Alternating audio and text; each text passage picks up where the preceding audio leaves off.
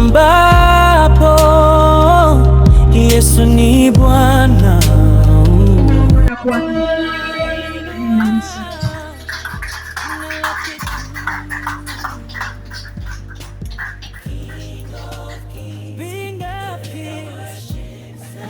Pata kiti.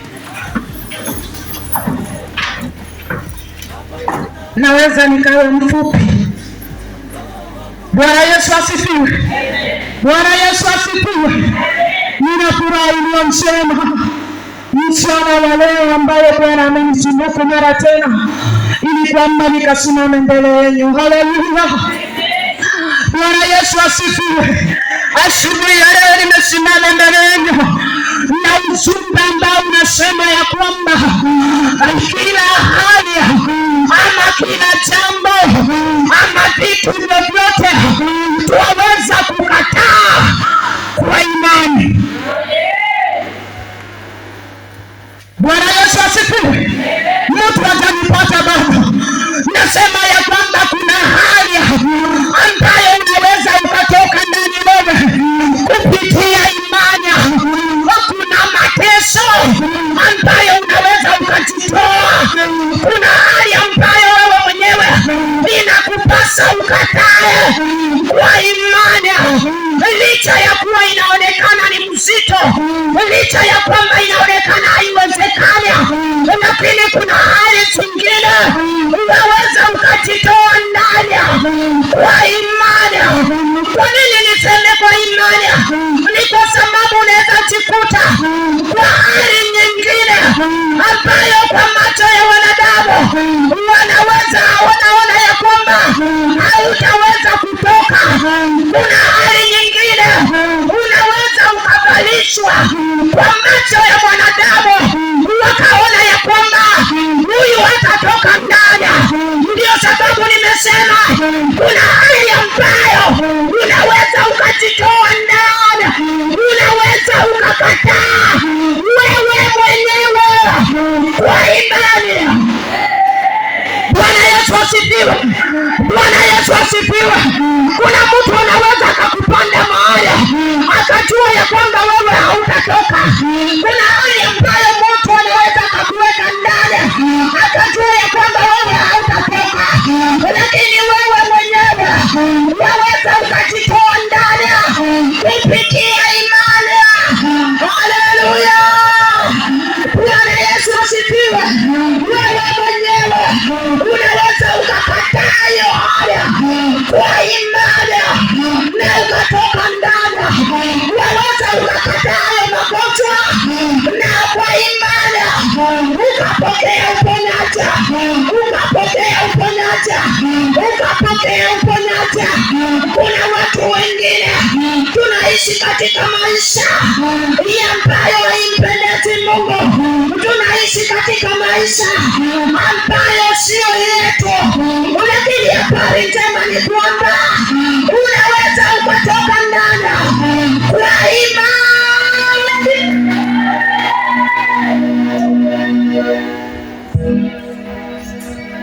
Bwana Yesu asifiwe. Bwana Yesu asifiwe. Unaweza ukatoka kwa imani. Unaweza ukatoka kwa imani. Unaweza ukatoka kwa imani. Hayo magonjwa ambayo umetibandika unakasema ya kwamba huyu haponi ng'o, lakini wewe unaweza ukakataa. Wewe unaweza ukakataa. Wewe unaweza ukakataa hayo magonjwa. Wewe mwenyewe ukakataa hiyo hali kwa imani. Bwana Yesu asifiwe. Na kwa imani ukatoka ndani, na kwa imani ukatoka ndani ya hayo machungu ambayo walikupanika, ya hayo mateso ambayo walikupanikia, ya hayo dunia ambayo walikupanikia. Unasema kwa imani, unasema kwa imani, mtu atanipata bado. Unasema kwa imani unaweza ukakataa. Unasema waweza ukakataa. Sio mtu mwingine anaweza kukutoa ndani. Wewe mwenyewe unaweza ukakataa.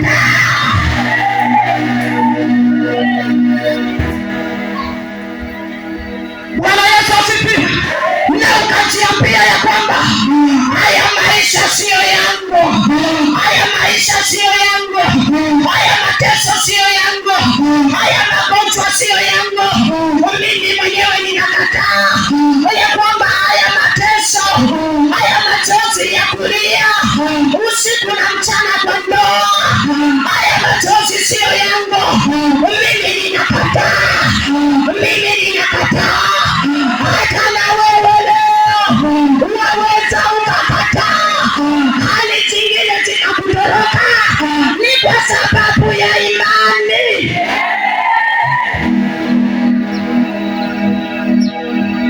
Bwana Yesu asifiwe. Kutoka 2:2.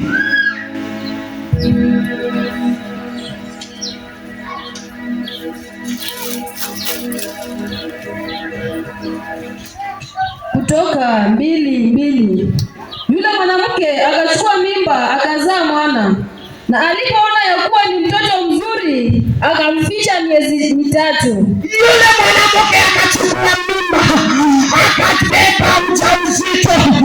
Wakati alipofika wa kujifungua, akajifungua mwana, na akatazama ile baraka ambayo Bwana amempea, na kaona ya kwamba ni kitoto kizuri, kitoto ambacho kinapendeza, mtoto ambaye anafurahisha, mtoto ambaye anapendeza. Bwana Yesu asifiwe. Kuna hali ambayo mama yako haweza akakuweka ndani, lakini baada ya wewe kupata ufahamu utakataa, kwa imani utatoka ndani. Bwana Yesu asifiwe. Bwana Yesu asifiwe. Maandiko yanasema ya kwamba alipojifungua mwana na akatazama. Wamama wanaelewa kile ambacho ninaongelea. Wakati unaambiwa posha, unapushi mara ya kwanza, unapushi mara ya 3, wakati mtoto anaruka nje, kitu cha kwanza unaambiwa wewe mama, tazama mtoto wako. Haleluya, haleluya. Hata kama unawaza ile uchungu, ni lazima wakati mtoto ataruka nje unasahau ile machungu na kutazama mwana ambaye umepokea. Haleluya. Wakati mama ya Musa alitazama mtoto na kaona ya kwamba ni mtoto mzuri, mtoto ambaye anapendeza, mtoto ambaye ni wa kifahari, na akajiambia huyu atauawa.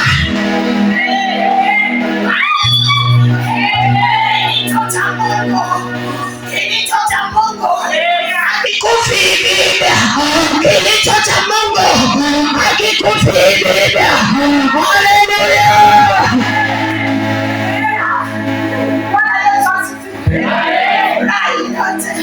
Injili inaniingia mimi, injili ninaipokea, kwamba wakati mama ya Musa alijifungua mwana akatazama, wakati mama ya Bianka alijifungua Bianka akatazama Bianka, na kaona ya kwamba huyu ni wa kitofauti, huyu anapendeza, huyu anafurahisha, huyu ana sura ya kipekee, na kajiambia ya kwamba na wewe Bianka hautakufa, utaishi.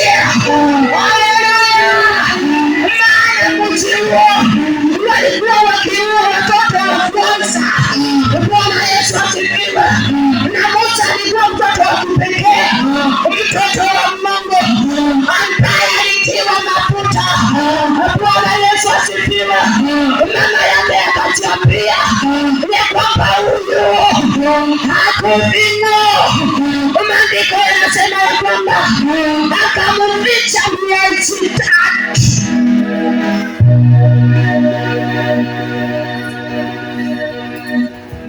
Bwana Yesu asifiwe. Bwana Yesu asifiwe. Utofauti ulitokea tu na haipenda kumficha.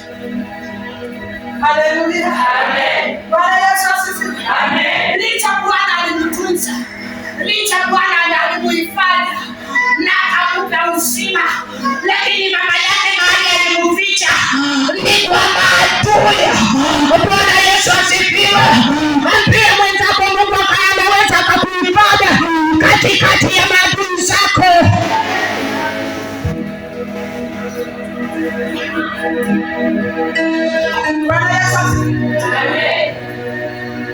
Mungu anaweza akakuhifadhi katikati ya maadui na akakutoa ndani ukiwa mzima na akakutoa ndani ukiwa na afya.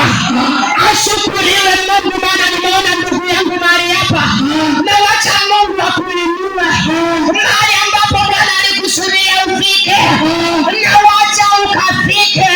Huyu jamaa Bwana alimpitisha katikati ya majambaza. Bwana Yesu asifiwe. Turudi kwa maandiko. Mama ya Musa akajiambia ya kwamba nitamficha miezi 3, na kumficha kwake akamficha kwa maadui. Yawezekana pia Mama Fatuma, mama yako alipojifungua na kaona ya kwamba huyu atakuwa mama wa mataifa, kwa hivyo huyu si mtupia, kwa hivyo huyu nitamlea. Bwana Yesu asifiwe. Lakini wakati kutunza akatiambia ya kwamba huyo area hii watu wanapiganga vikumba, area hii watu wanapiganga vihoho. Bwana Yesu asifiwe. Watu wana ile macho kalikaya. Mama mnatambua, msijidanganya ya kwamba hamuelewi Kiswahili. Na Mama Fatuma akajiangalia na akasema huyu ni mama wa mataifa, kwa hivyo nitamprotecta. Bwana Yesu asifiwe. Na kwa hali ya kumprotecta akampeleka mahali wakakatakata mwili ya kwamba hata wakipindua macho haikamatiyo. Bwana Yesu asifiwe. Nimekuja kukwambia ya kwamba hata kama ulikatakata mwili wakakubandika madawa ili kwamba maadui wasikuone, lakini wewe leo umekuwa mtu mzima. Waweza ukakataa, waweza ukakataa, waweza ukafuta hizo maandama kwa imani, maana hiyo ni hali ambayo kwa macho ya wanadamu wanaona ya kwamba haiwezekana, lakini kupitia kwako kwa imani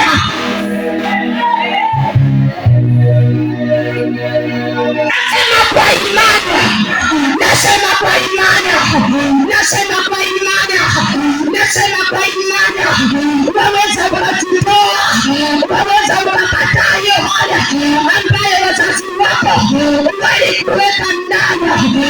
Waibrania 11:23 uendelee.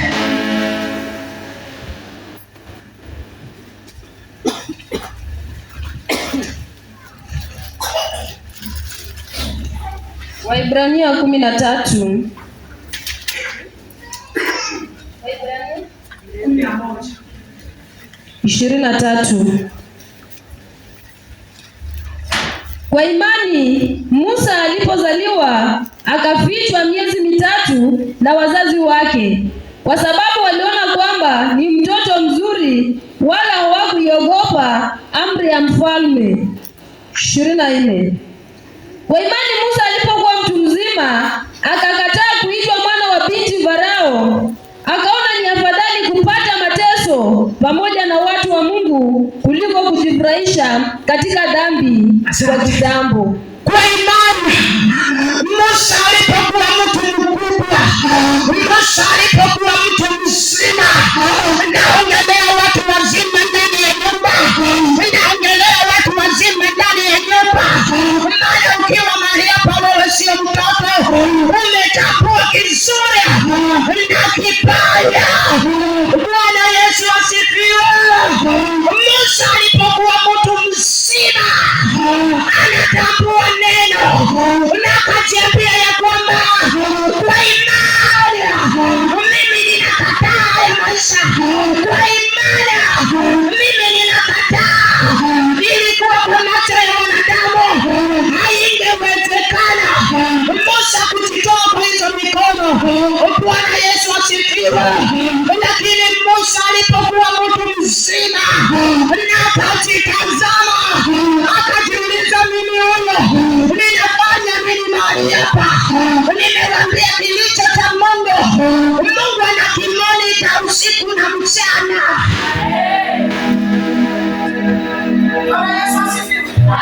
Mungu ana kimonita usiku na mchana. Musa alikuwa kwa mafuta wa Mungu, licha ya kuwa alifichwa kwa maadui, watu ambao wakujua Mungu ni nani, watu ambao wakutambua Mungu ni nani.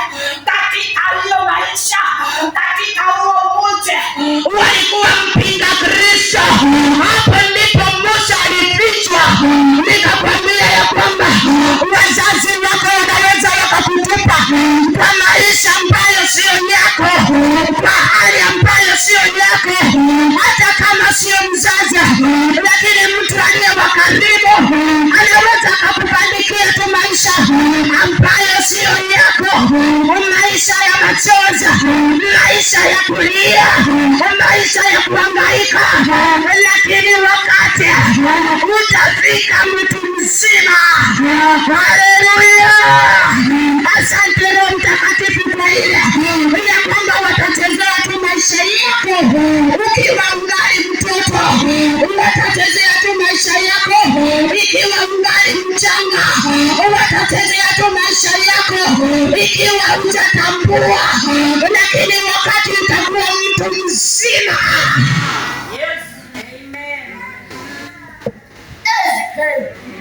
wakati utakuwa mtu mzima, wakati utakuwa mtu mzima, yani inamaanisha mtu mzima, mtu ambaye unajua Mungu ni nani ndani ya maisha yako.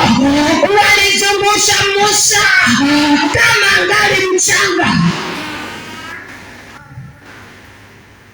Bwana Yesu asifiwe. Walichezea maisha ya Musa kama ngali mchanga, bila kujua ya kwamba Musa alikuwa ni mtoto ambaye alitengwa, alikuwa ni mtoto ambaye wa kipekee, alikuwa ni mcha Mungu. Maana Mungu akamwambia Yeremia, nalikujua tangia tumboni mwa mama yako. Kwa hivyo Bwana alikujua tangia tumboni mwa mama yako. Haijalishi ni maisha gani umepitia, haijalishi ni wazazi wako wamekulea ama hapana. Cha muhimu ni kwamba Bwana alikutambua tangia tumboni mwa mama yako. Ukazaliwa, Bwana akaiunda sura yako, wakaona ya kwamba wewe ni wa kipekee, wakaona ya kwamba wewe ni wa baraka ndani ya bomba hili. Bwana Yesu asifiwe. Utachezea tu maisha yako kama ungali mtoto, dada yangu, watakushungusha kama ungali tu mtoto mama, lakini wakati utakuwa mtu mzima,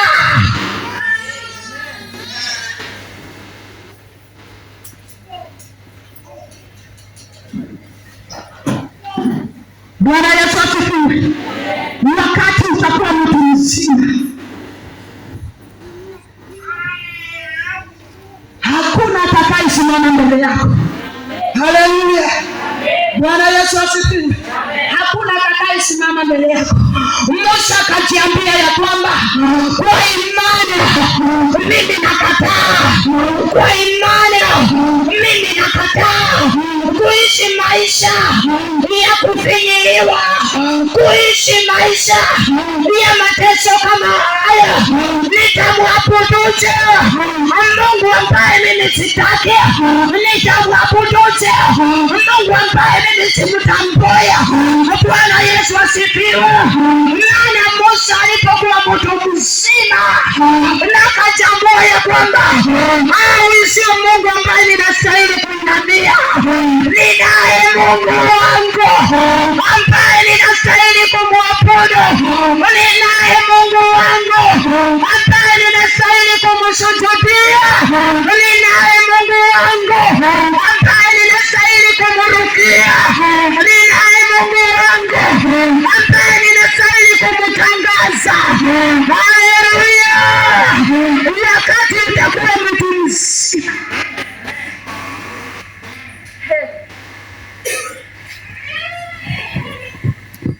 Bwana Yesu asifiwe.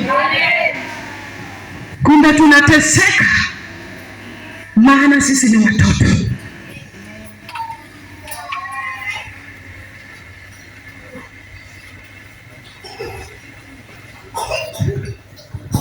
Tunaumia leo maana sisi ni watoto. Rudi yako maandiko hapo 24. Kwa imani Musa alipokuwa mtu mzima. Kwa imani Musa alipokuwa mtu mzima. Musa alipoona ya kwamba mimi nimetosha. Musa alipoona ya kwamba, alipoanza kupata ufahamu ya kwamba huyu siye Mungu. Bwana Yesu asifiwe. Kwa imani, natumia maandiko yametumia imani, ni kwa sababu hilo sio jambo la kawaida. Musa angejitoa ndani. Haleluya. Maana huyo mfalme alikuwa ametishia watu wengi, lakini kwa imani, kwa imani. Bwana Yesu asifiwe. Kwa imani.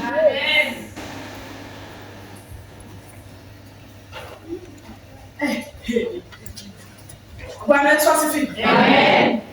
Mimi nilipokuwa mchanga ninaambiwa tu nikiwa na kwamba nilikuwa sikali. Nilikuwa katoto kama nikakulia. Bwana Yesu asifiwe. Amen. Ndugu yangu akaniambia kwamba hata tulikuwa tunaenda tunakuweka katikati ya miwa huko. Ana mama yuko ameenda kutafuta. Na wewe unalia unyamazi. Bwana Yesu asifiwe. Bwana asifiwe.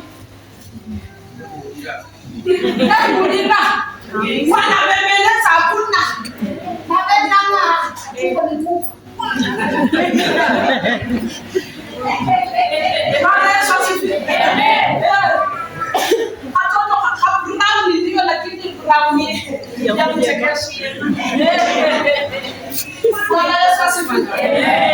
Lakini kumbe Mungu alikuwa amenitenga na amejua ya kwamba licha ya kwamba utateseka, ungali mdogo, utatupwa ndani ya miwa, ulilie huko ngoje mama yako arudi, lakini wewe ni mpakwa mafuta wa Baba, wewe ni mpakwa mafuta wa Bwana, wewe ni mpakwa mafuta wa Bwana.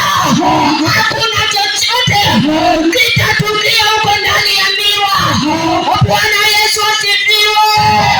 Hata Danieli alipotupwa ndani ya tundu la simba, walikaa wakasemezana nao simba. Haleluya. Hata na mimi ndani ya miwa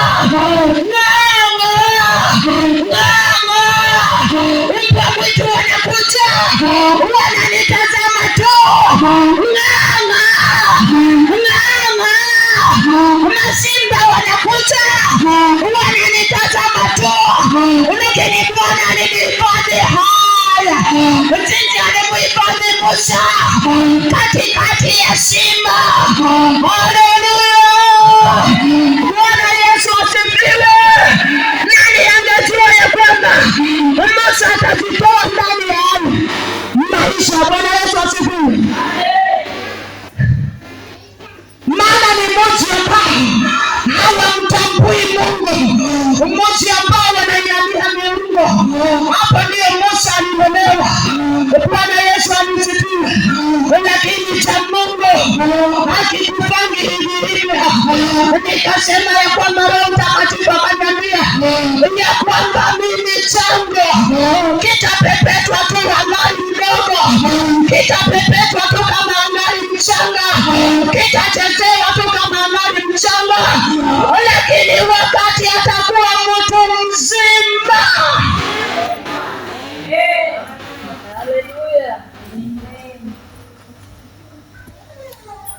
Bwana Yesu asifiwe. Amen. Wakati utakuwa mtu mzima, mtu ambaye unajitambua, mtu ambaye unajielewa wewe ni nani machoni pa Mungu, ni lazima utakataa hayo maisha kwa imani. Mtu anza kukataa hayo maisha, wewe kukatakata mwili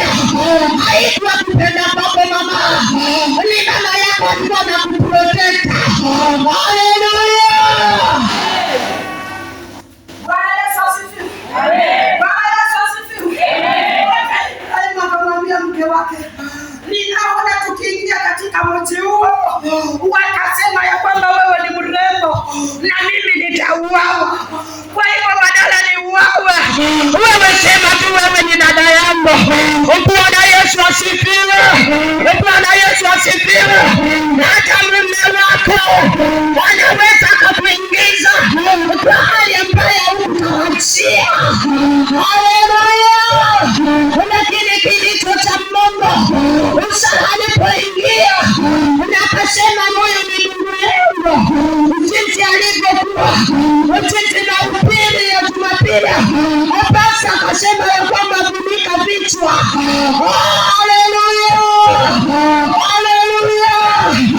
Akaingia na akafunika kichwa chake, akasema ya kwamba mnaona hata tunafanana, huyu ni ndugu yangu wewe. Bwana Yesu asifiwe. Bwana Yesu asifiwe. Aliposema ni ndugu yake, huyo mfalme akamchukua. Lakini kilicho cha Mungu, Bwana akaona ya kwamba Sara amefunika kichwa. Haleluya. Hata mume wako wewe anaweza akakuingiza kwa hali ambayo haistahili, akakwambia wewe wadanganya. Bwana Yesu asifiwe.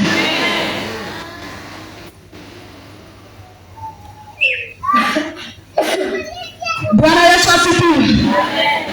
Mna heri ninyi ambao mko mahali hapa, tunafunuliwa habari za kufunika vichwa.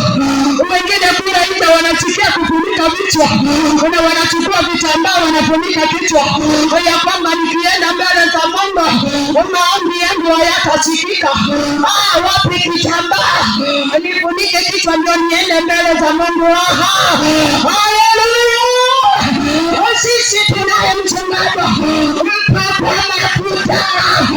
Bwana Yesu asifiwe, ambaye anafunguliwa yaliyo sirini. Bwana Yesu asifiwe. Wakati utakuwa mtu mzima utakataa hiyo haya. Wakati utakuwa mtu mzima utakataa hayo mateso, maana uliteseka tu ungali mchanga. Haleluya. Sasa hivi nikiambia ndugu yangu hayakuja sasa unipeleke ndani ya mlima, anaweza akakuja. Namleta anaweza akakuja hapa nipeleke ndani ya mlima. Walinichezeanga tu ni kwa sababu nalikuwa mchanga. Haleluya. Na kumbe Bwana alikuwa amenitenga, na kumbe Bwana alikuwa ameniteua. Haleluya. Bwana Yesu asifiwe. Amen. Sisi ni wale wamoja ambao pastor wa pili amenena ya kwamba wazee sina siku itaangalia mbele. Bwana Yesu asifiwe. Licha nilikuwa mrembo, licha nilipendeza, lakini tuliachwa. Mama yangu alikuwa akitembeza ndizi niposa tukule. Bwana Yesu asifiwe. Lakini licha ya kutembeza ndizi mimi ndio huyo. Haleluya. Ninatangaza injili. Wakati mama yangu aliona ya kwamba akiniacha ninateseka, ninalia, ananitupa kwa mgongo. Bwana Yesu asifiwe. Hata mimi walinichukia. Ni kwa nini haya anapendwa sana? Bwana Yesu asifiwe.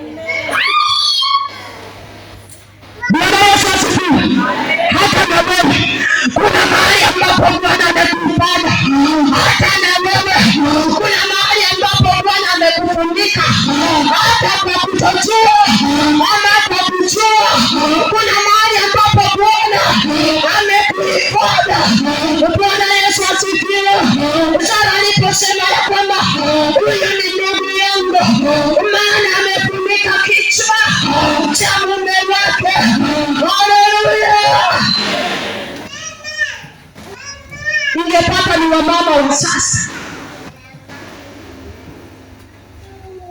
Bwana Yesu asifiwe. Ike papa ni wamama wa sasa wangejambia hukufue.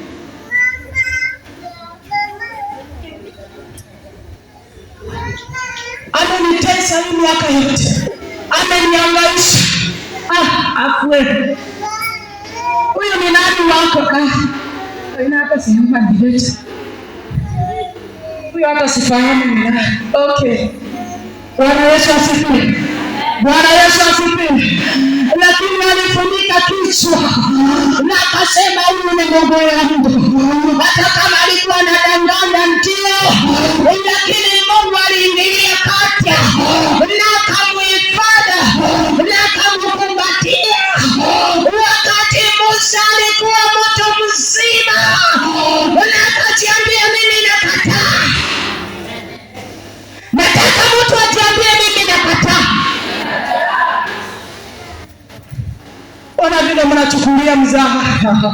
Musa alijiambia kwa imani, mimi nakataa haya maisha ya kutoseka. Mimi nakataa haya maisha ya kumwinamia miungu nisiyoijua. Mimi nakataa kwa imani. Mimi nakataa kwa imani. Mimi nakataa.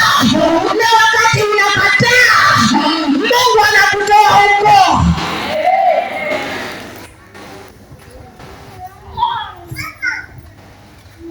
Bwana Yesu asifiwe. Nataka mtu jiambie nakataa haya maisha ya machozi. Ninakataa haya maisha ya mateso. Ninakataa. Ninakataa maisha ambayo nilipitia, watoto wangu wasije wakapitia. Mimi nakataa hiyo hara. Mimi nakataa hiyo hara. Licha ya kuwa nilichanjwa madawa, lakini ninakataa kwa imani. Ninayeyusha hayo madawa ambayo nilichanjwa kama ningali mdogo. Maana sasa hivi nimekuwa mtu mzima. Nimelala usiku yote, nilikuwa nikiwaza hivi. Hizi vitu tunaona kwa redio kila siku, tunaona kwa TV, tunaviona tukifikiria viko mbali na sisi. Bwana Yesu asifiwe. Lakini viko karibu sana na sisi. Na Roho Mtakatifu akaniambia, kwa sababu ni siku ya kina mama, ende waambie kina mama, nani wa kwanza kufunza watoto tabia mbaya yenye mtoto ako naye, nani alimfunza? Bwana asifiwe. Tumeona watoto wakizikwa, wakifanyiwa ibada, watoto 16. Bwana asifiwe. Niliangalia hiyo kitu na nikasema, watoto wetu ambao tulizaa, ambao hatukuambia huwa ni mbaya, wapange waue watoto wenzao. Bwana asifiwe. Haikuwa mtihani, wanadanganya. Kwa nini? Walifungia wenzao ndani, nao wakatoka nje. Kama haikuwa mtihani, kama ingekuwa mtihani, wangeacha mlango wazi, kila mtu ajitetee. Bwana Yesu asifiwe. Lakini ilikuwa satani. Hiyo yote mambo ilikuwa satani. Bwana asifiwe. Kati ya hao watoto kuna mmoja alikuwa Illuminati, wawili watatu. Bwana asifiwe. Nataka kuambia kina mama, watoto wenu, mtoto akifika teenager, ufunze ajue ya kwamba akienda high school kuna homosexual. Bwana asifiwe. Mapenzi ya jinsia moja, na hiyo ndio ina attract Illuminati. Bwana asifiwe. Mtoto wako akishaingia huko, sasa ni rahisi sana kuingiza Illuminati. Na ndio sababu tunalia machozi. Na nikawa ninajiuliza, Pastor Ann, uko hapa mbele, kama angekuwa Alice wako, sio mwenye amekufa, ni mwenye ako sele kwa sababu ya kuua watoto wengine 16, Pastor Dalmas angekuwa naomba maombi gani? Bwana Yesu asifiwe. Kanisa hili tungekuwa tunaombaje? tungekuwa tunaomba Mungu afanye nini hapo? Kwa sababu mtoto ni wa Pastor Ann na ni Alice, tungefanyaje? Bwana asifiwe. Himizo yangu ni kwamba mama, funzeni hao watoto mapema, wajue kwamba tunaenda high school, kuna wasichana wenzake watamuuliza mapenzi. Ambia mtoto wako ajue mapema, asiende huko na mwingine anamwambia tuanze, kwa sababu hajaambiwa na mama yake na yeye anaanza. Hata kuambia mama nilianza. Bwana asifiwe. Hata boys pia kuna mapenzi huko ya boys, na hiyo yote ni satanic. Bwana Yesu asifiwe. Imeingiza watoto wetu kwa shida. Nilikaa nikajiuliza, kweli mtoto mmoja kama huyu ako sel na ni wako, wacha huyu anazikwa, wako ako sel, unafikiriaje ukiangalia wenzake wakikufa, wakizikwa? Bwana asifiwe. Wamama tumekosa nafasi ya kuongelesha watoto wetu. Mtoto anakuwa mkubwa, hana wakati na mama yake. Ukiingia kwa nyumba ya Agnes, utapata Angela kwa simu huko, Agnes kwa simu huko, baba kwa simu huko. Bwana asifiwe. Mtoto chenye anajifunza kwa simu, wewe hujui. Na hawa wanafikanga hata kwenye wewe hujaifika. Bwana asifiwe. Wanaweza kuchoma kama unaangalia tu hivi. Bwana asifiwe. Tufunze watoto wetu. Wamama, tufunze watoto wetu. Hata kama wewe ni mama wa boys, mama boys, pia hao waambie. Simama kama mama, waambie. Bwana asifiwe. Napenda kutumia mfano wangu sana na mtanisamehe. Mimi nikaolewa kwa mume mwenye valid, mwenye alienda mtoni tena wakampeleka sijui wapi.